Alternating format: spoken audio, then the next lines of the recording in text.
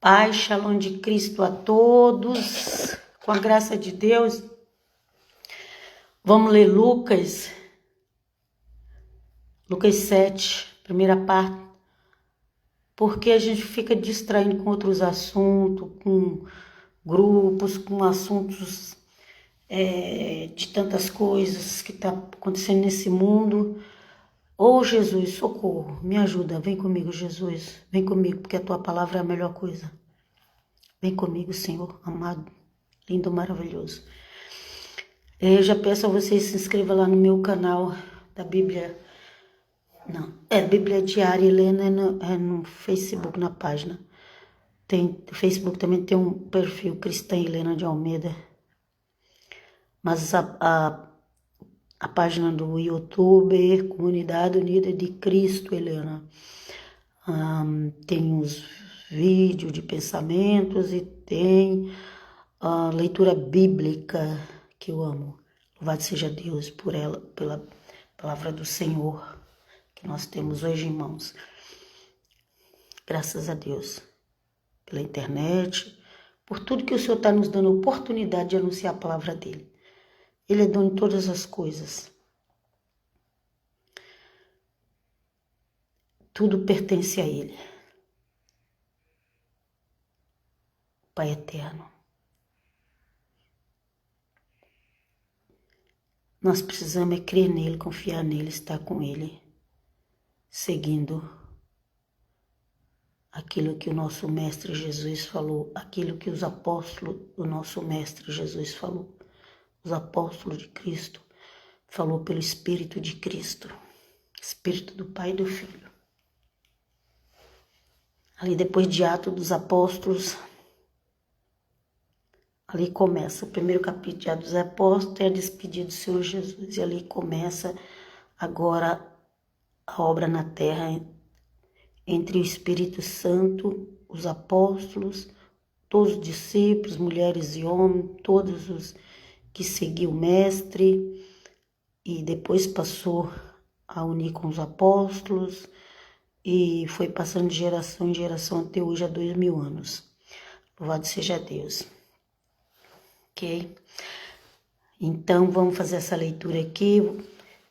Não sei se essa leitura aqui é um pouco mais atualizada. Eu peguei na minha Bíblia do Kindle, que eu compro Bíblia, as que tem para Kindle, eu compro e consigo achar de língua portuguesa no Amazon da Itália. Vamos ver essa daqui, ok? Mas eu já avisei para vocês que eu gosto de tradução antiga. E por isso eu dou preferência para a tradução da Bíblia Católica. Vamos lá. Começando Lucas 7, Evangelho de Lucas, chamado também de São Lucas. Lucas não era judeu, ok? Ele era discípulo dos discípulos, mas era um homem cheio do Espírito Santo. Louvado seja Deus.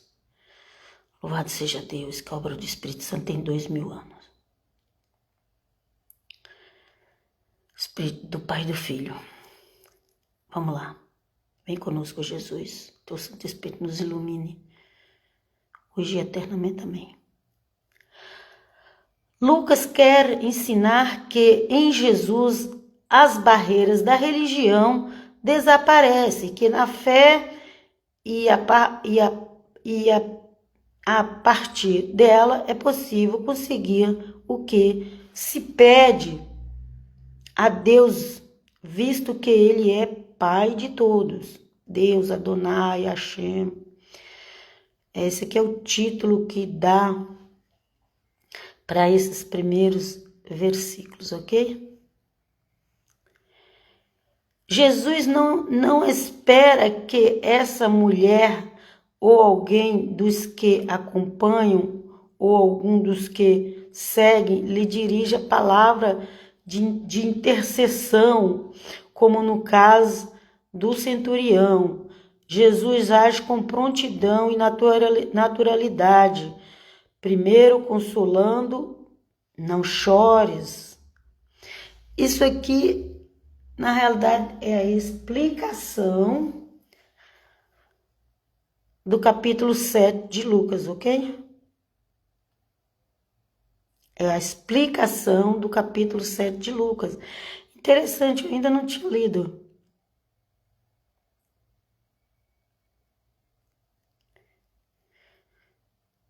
Então, a naturalidade, primeiro consolando, não chores, depois restituindo a vida do jovem e, em um sentido mais amplo, restituindo à mulher o sentido de sua vida, seu único filho. A presença de Jesus e sua palavra não só é purificadora, mas restitui a vida. Ok. Depois eu vou ler isso aqui com calma, porque eu vou aqui para a Bíblia mesmo, porque como eu faço leitura da Bíblia, eu preciso continuar na Bíblia, ok? Então lá começa assim aqui o Evangelho de Lucas 7. Tendo Jesus concluído todos os seus discursos ao povo que o escutava, entrou em Cafarnaum. Havia lá um centurião que tinha um servo a quem muito estimava e que estava à morte ou para morrer. O centurião ele era romano, ok? E o Senhor Jesus estava em Cafarnaum, ali onde Pedro morava. Tendo ouvido falar de Jesus, enviou-lhes alguns anciãos dos judeus, rogando-lhe que eu viesse curar. O homem era um centurião, ele tinha um servo que estava já quase morrendo. Aí ele ouviu falar de Jesus. Aí ele era uma pessoa importante que ele pôde mandar os anciões dos judeus e rogar ao Senhor Jesus que viesse curar. É o que está escrito aqui, ok? Eu nem tinha prestado atenção nesse detalhe. Aproximando-se eles de Jesus, rogavam-lhe encarecidamente: ele bem merece que lhe faças este favor. Eles gostavam do centurião. Ok? Aqui, ó. Pois é amigo da nossa nação e foi ele mesmo quem nos edificou uma sinagoga. Olha só, esse centurião, embora ele fosse romano, e a gente vai ver que o Senhor Jesus tem parte que ele elogia os romanos. E esses judeus aqui, eles estavam felizes com aquele centurião, porque tinha edificado uma sinagoga para eles. Sinagoga é onde louvava o nome do eterno Deus, é onde lia a Bíblia Antiga, ok? A primeira parte da Bíblia, que vai até Malaquias, né? De Gênesis a Malaquias, a primeira parte da Bíblia, e era lido na sinagoga. E o centurião romano, ele ajudou aqui, ó, os anciões judeus. Ancião era pessoas experientes na vida, pessoas mais que tinham experiência pela própria vida, pelo próprio viver. Era pessoas de confiança. Aleluia. Jesus então foi com eles e já não estava longe da casa, quando o centurião lhe mandou dizer por amigos seus: Senhor, não te incomodes tanto assim, porque não sou digno de que entres em minha casa. O centurião, ele queria a cura do servo dele, mas ele sabia dos costumes judaicos. E ele sabia que o Senhor Jesus era judeu. Então, porque os judeus não entraram na casa de gentios. É só vocês lerem direito aí a Bíblia, vocês vão entender isso. Então, ele pensou, eu não vou obrigar o mestre a entrar na minha casa, porque o centurião era um gentio romano, ok? Então, ó, Jesus então foi com eles e já estava longe da casa quando o centurião lhe mandou dizer por amigos seus, Senhor, não te incomodes tantos assim, porque não sou digno que entres em minha casa. E Jesus entrou depois em Roma. Os anticristãos negam que Jesus entrou em Roma, mas foi de Roma que o Senhor Jesus foi para o mundo inteiro, querendo ou não, os anticristãos. Vamos lá, vamos continuar lendo. E o centurião romano falou, não, nem sou digno que ele entre na minha casa. Ele sabia que os judeus não entravam em casa de gentil, né? E ele sabia da importância que o mestre Jesus era. Imagina eu falar para ele vir na minha casa, um homem que é tão ocupado, a ver o valor que o centurião romano dava para o Senhor Jesus. Aleluia, glória a Deus. Por isso, nem me achei digno de chegar-me a ti. O centurião falando, mandou recado lá pelos judeus que ele conhecia. Mas diz somente uma palavra e o meu servo será curado. Olha, Senhor Jesus, eu sei que o Senhor é judeu, não precisa nem entrar na minha casa, porque a gente sabe que os judeus não entram na casa de gentil. Mas eu sei que se o Senhor mandar dar ordem numa palavra sua, o meu servo já vai ser curado. Olha o que está escrito aqui, ó. Pois também eu, simples subalterno, tenho soldados às minhas ordens. E digo, um vai ali, e ele vai, e outro vai cá, e ele vem. E o meu servo faz isso, e ele faz. Então, quem é que o Senhor Jesus ia mandar ali para levar a cura? Quem? Os anjos. Porque todos os discípulos do Senhor Jesus também eram judeus. O Senhor Jesus não podia entrar naquela casa, os discípulos também não iam poder entrar. Era todo mundo judeu. Estuda a história. Judeu não entrar na casa de gentil. E aqueles romanos, essa comparação aqui que ele estava fazendo com os servos dele, é como assim, ó. Ele sabia que o Senhor Jesus tinha poder no mundo espiritual. O Senhor Jesus podia dar ordem a um anjo para levar a cura ali. Ok? E ele fala, olha, eu tenho soldados abaixo da minha autoridade. Tudo que eu mandei eles fazer, eles fazem. Eu sei que o Senhor também pode fazer isso. Ouvindo estas palavras, Jesus ficou admirado. O Senhor Jesus ficou admirado. O Filho de Deus, cheio de Espírito Santo, ficou admirado. E voltando-se para o povo que ia seguindo, diz, em verdade vos digo, nem mesmo em Israel encontrei tamanha fé.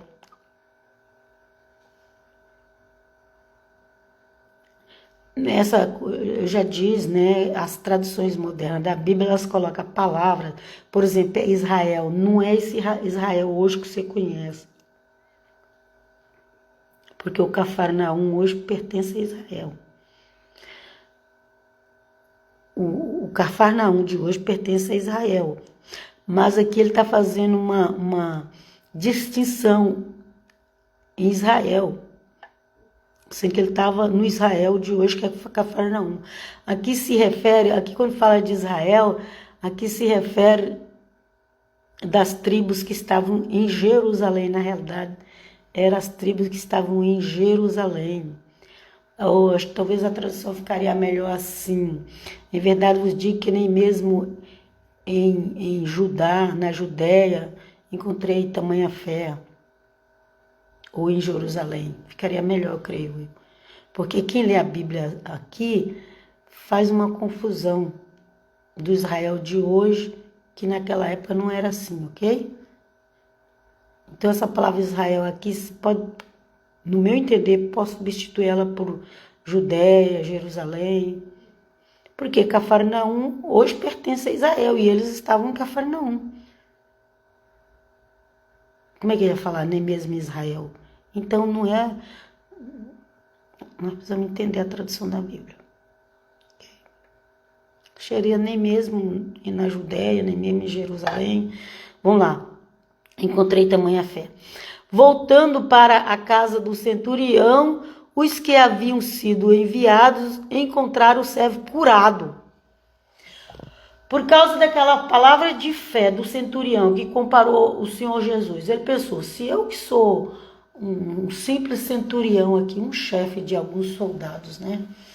Se eu dou ordem aos meus soldados, eles me obedecem, ele pensou, isso aqui entra para o mundo espiritual, gente.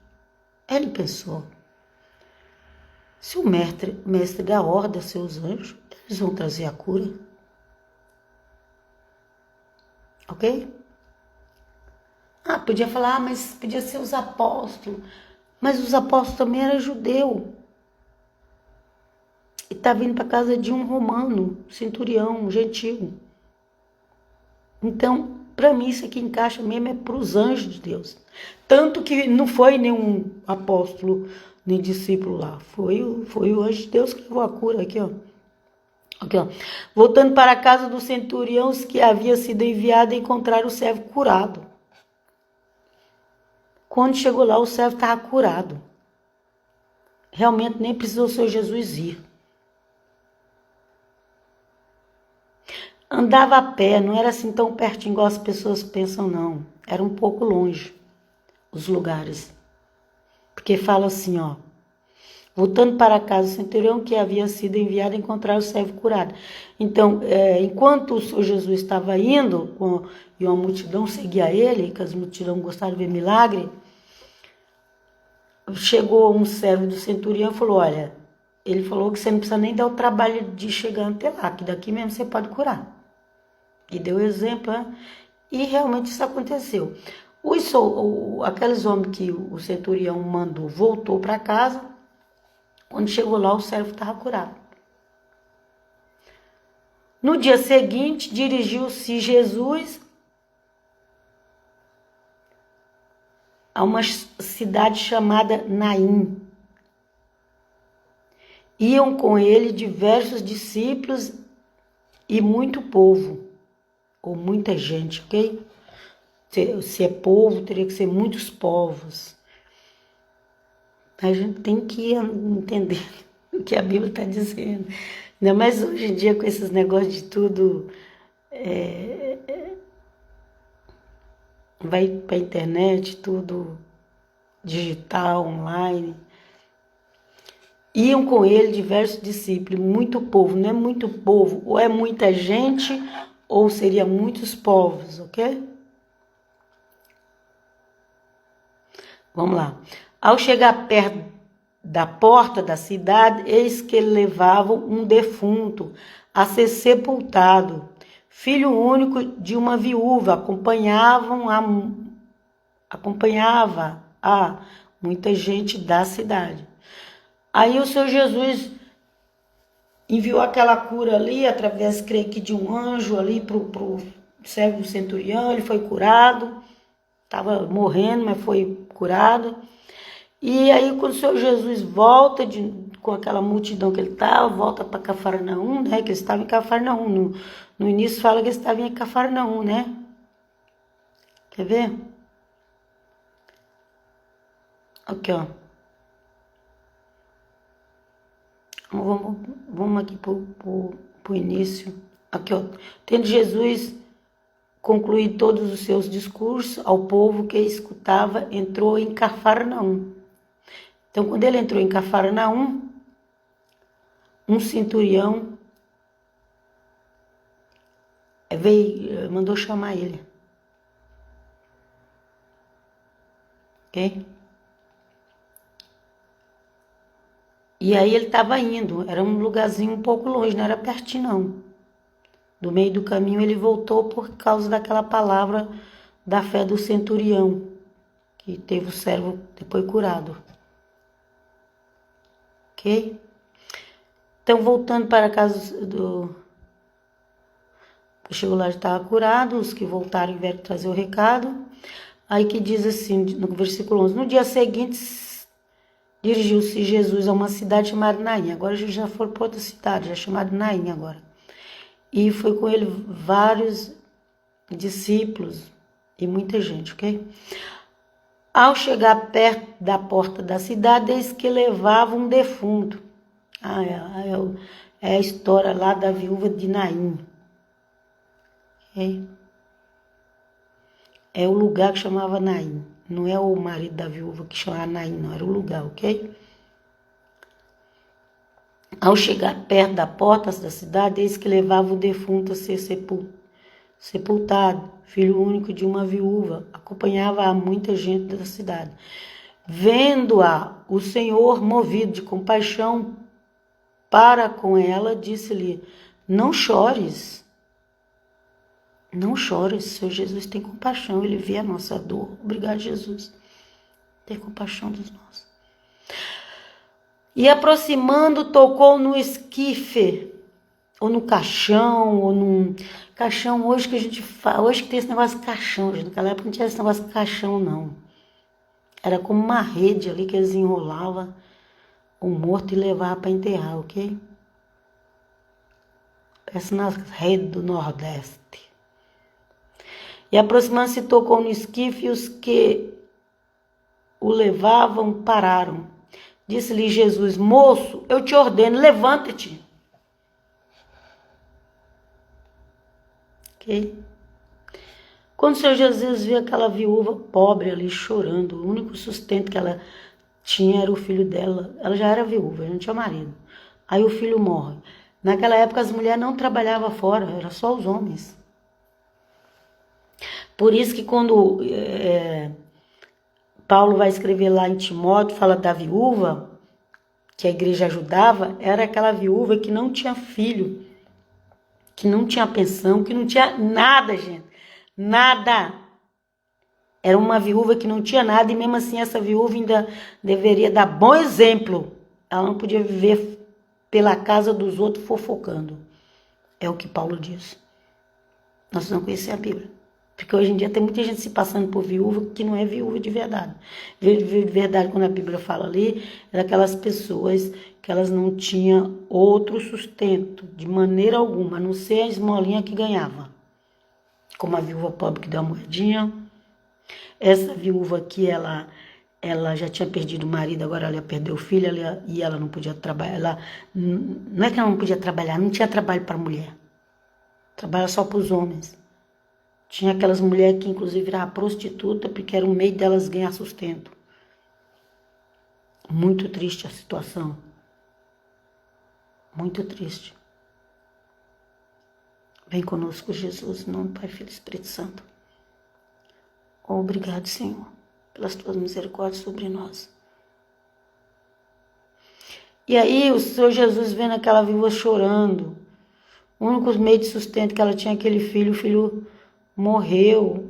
Ninguém sabe quanto tempo estava doente. A necessidade daquela viúva. E o Senhor Jesus tocou o coração dele. O Senhor Jesus também é tocado no coração dele. A Bíblia fala que ele teve compaixão, movido de compaixão, misericórdia. Isso que é amor, compaixão, misericórdia. Essa palavra amor que colocaram na Bíblia é mal interpretada.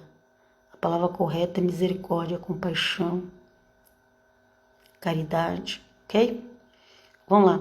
E aproximando-se, tocou no esquife, e os que levavam pararam. Disse Jesus, moço, eu te ordeno, levanta-te. Sentou-se o que estivera morto e começou a falar, e Jesus entregou a sua mãe. Pronto, mulher, o seu filho aí. Você não vai passar fome, não. Seu filho está são e salvo para continuar trabalhando, te manter. Louvado seja Deus, aleluia. Apoderou-se de todos o temor. pessoal se assustaram quando viu o Senhor Jesus fazendo aquilo. As pessoas não esperavam que aquilo ia acontecer. Não era todos que morriam aqui, o Senhor Jesus, e ela ressuscitava, não, gente. É alguns. Como ele mesmo disse lá, ó, tinha tantas viúvas na época de Elias. Tinha tantos leprosos na época de Eliseu. Mas foi aquela lá só que recebeu. Então, ok? Então não era todos os mortos que o Senhor Jesus saia ressuscitando. Mas aquele ali recebeu a graça. E quando o povo viu, apoderou-se de todos o temor. Você a pessoa está ali, levando o morto. Se Jesus encontra, para aí.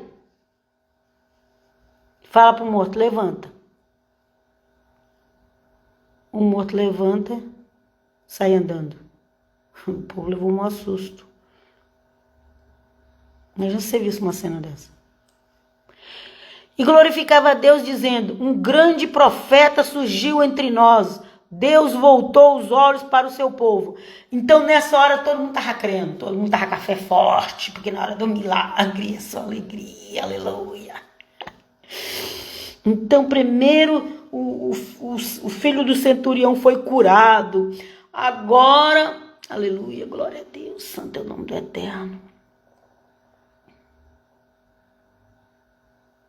Ok? Primeiro o filho do centurião foi curado.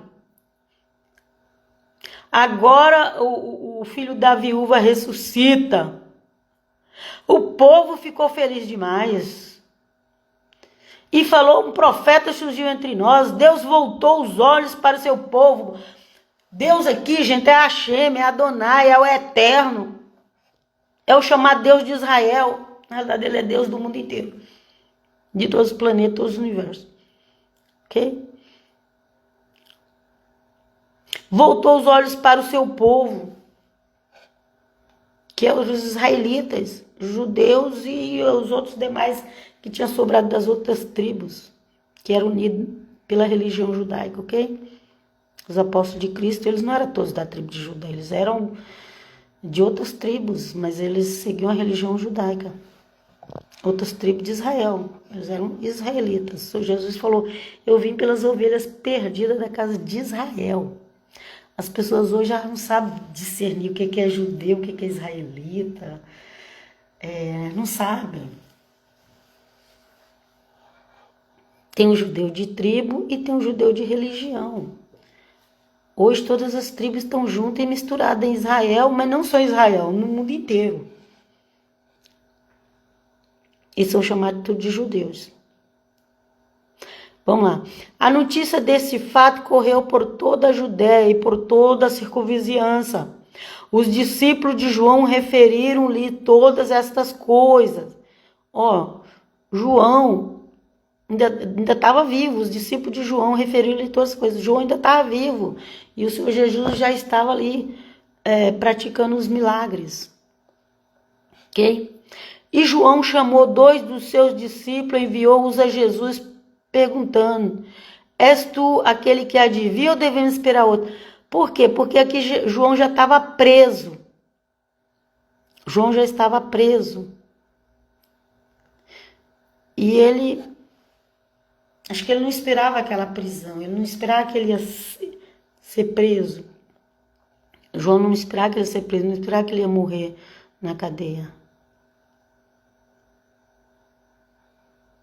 E ali, o pessoal, todo mundo feliz, conta as coisas que o Senhor Jesus estava fazendo. E João ainda ficou assim meio na dúvida. Porque quando a pessoa está passando por um momento de tribulação, a nossa carne, a tendência é a mente, é a situação triste. Mas confia em Deus, que Deus te entende. Entenda a mim também. E os discípulos de João referiram-lhe todas as coisas. E João chamou os discípulos, mandou ir falar com Jesus e perguntar, és tu? João, que tinha batizado o Senhor Jesus lá, viu os céus abertos, a voz de Deus falando, o Espírito de forma de pomba. E João falou, não sou digno nem de desatar sua sandália. Agora João estava na cadeia, duvidando se aquele era o Messias mesmo ou não. Lembra do Pedro também, quando fraquejou lá e negou? É humano, gente. Nós humanos é só misericórdia de Deus. És tu que adivinha ou devia esperar outro? Olha, mas ele mesmo não tinha confessado? A mãe de João Batista, gente, reconheceu que com 3 meses Jesus na barriga de Maria, a mãe de João Batista, cheia do Espírito Santo, profetizou, reconheceu. João Batista dentro da barriga da mãe, 6 meses, dentro da barriga da mãe, pulou de alegria. Todo mundo festejou o Messias de Nazaré. O Messias de Israel. O Messias que os profetas falaram. Mas na hora do sofrimento, João ficou meio assim. Graças a Deus que Deus não leva em conta esses momentos nossos, senão ninguém seria salvo não, viu? Ora, naquele momento Jesus havia curado muitas pessoas de enfermidade, de doença, de espíritos malignos, libertado do espírito maligno, e dado a vista a muitos cegos, trazido a visão ao cego. Respondeu-lhe, aí o Senhor Jesus, quando vieram perguntar isso para o Senhor Jesus, ele falou assim, respondeu-lhe ele, o Senhor Jesus respondeu, ide anunciar a João o que tendes visto. Vocês não estão vendo aí? Já, por acaso em Israel já tinha tido aqueles milagres? Não, gente, nem mesmo os profetas, os grandes profetas, não fizeram todos aqueles milagres que o Senhor Jesus estava fazendo, nenhum deles, nem Moisés, nem Elias, nem Eliseu, ninguém fez aquele tanto de milagre que o Senhor Jesus estava fazendo, não. O Senhor Jesus foi o único. Depois, Paulo, João, Pedro, os outros apóstolos lá, também fez bastante milagres. Mas até ali, era Jesus de Nazaré, não tinha outro. Respondeu-lhe ele, ide anunciar a João que tendes visto e ouvido, os cegos veem, o coxo andam, os leprosos ficam limpos, o surdo ouve, os mortos ressuscitam, aos pobres é anunciado o evangelho, as boas novas de salvação. Esse é o evangelho de Cristo. Eu vejo um monte de gente por aí se exibindo que tem o melhor evangelho, mas você não vê um milagrezinho acontecer. Nem um milagrezinho de uma dor de cabeça pela oração. No meio de muitos não tem. E diz que tem o melhor evangelho. Como assim? O melhor evangelho é esse que Cristo pregava. Esse é o evangelho que Cristo pregava. Respondeu a anunciar a João, os cegos veem, os coxos andam, leprosos ficam limpos, surdos ouvem, mortos ressuscitam, aos pobres anunciado o evangelho, a salvação. Esse é o evangelho, o verdadeiro evangelho é isso. As pessoas que brigando na internet, ai, evangelho de fariseu, ai, falso evangelho, ai, nós temos o melhor evangelho. Gente, o melhor evangelho é esse aqui, que o Senhor Jesus fazia. Melhor evangelho não é conhecimento, é atitude, é mudança de vida, é transformação. Melhor evangelho não é saber grego e hebraico, melhor evangelho é ver transformação na vida das pessoas. Vem conosco, Jesus. E bem-aventurado é aquele para quem eu não for ocasião de queda, de tropeço. E feliz é aquele que crê no Messias de Nazaré. João, desde a barriga da mãe, acreditava em Jesus de Nazaré. E agora João, no sofrimento, estava na dúvida. Oh, meu Deus, tem misericórdia de nós, Senhor.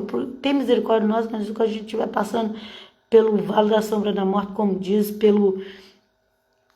como ali diz o Salmo 91, ainda que eu andasse pelo vale da sombra da morte. Naquela hora, acho que João esqueceu até do Salmo 91.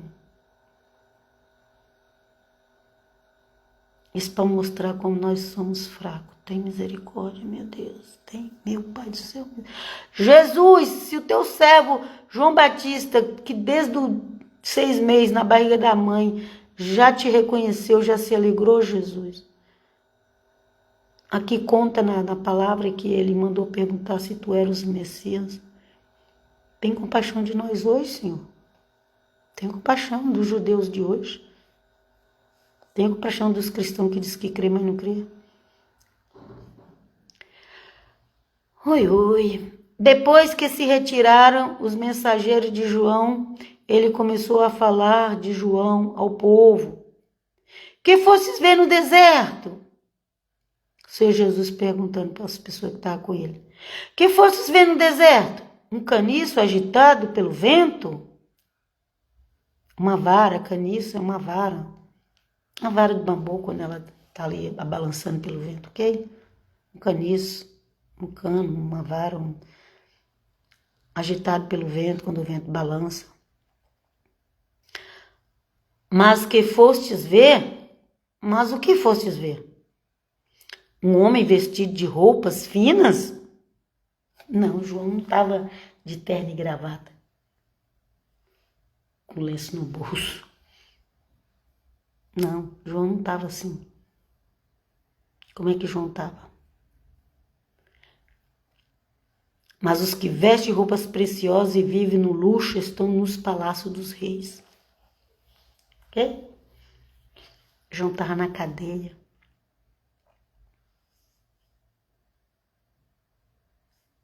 A Bíblia diz que João vestia roupa de pelo de animal, deve ter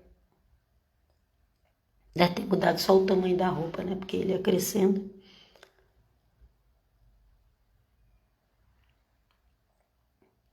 Mas devia uma roupa quando era criança, outra roupa quando era adulto. E o Senhor Jesus fala as roupas preciosas é os que vivem no luxo e estão nos palácios dos reis. João não andava de terno e gravata, João não andava de talita e quipá, nada disso, gente. Ok? Vamos lá? Mas, enfim, que fostes ver um profeta? Sim, digo-vos, mais do que o profeta. Ok? João Batista era mais do que o profeta, o próprio Senhor Jesus atesta isso. Ok? Mais do que um profeta.